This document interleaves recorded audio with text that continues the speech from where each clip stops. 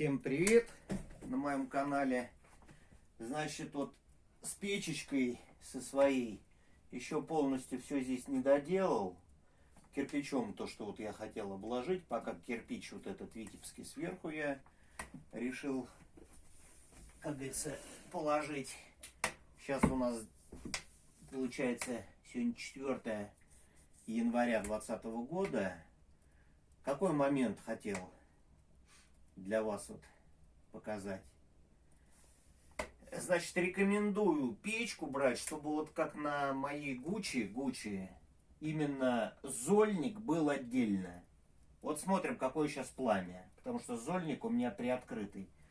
Дрова сырые, эти дрова уже старые, видимо, они такие сырые.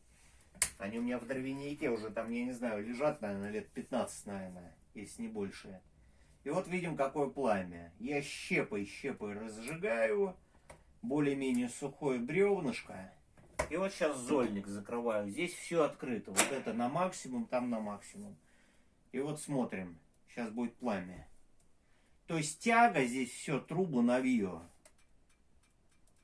Но тяги не хватает. Даже вот было где-то, по-моему, 31 декабря такой ветрище был, холодный.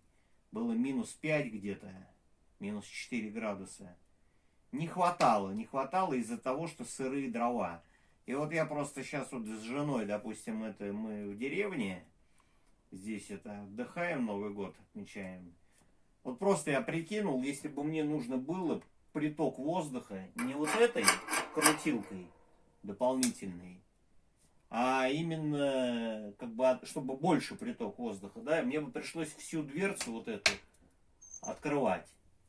Это, конечно, было бы неудобно. Так что я когда на рынке, кстати, выбирал, мне советовали, берите, чтобы дверца, вы же не будете, это, ну, чтобы дверца цельная была, вы же не будете это каждый раз вот этот ящик зольный доставать. А оказывается, это как раз и правильно сербы сделали. Вот смотрим сейчас на пламя. Вот я чуть приоткрыл, здесь сантиметров на 5. Видим сразу раз, и пламя пошло. Прям вот чувствуется звук прям по трубе. Вот воздух пошел. Вот еще больше приоткрываю.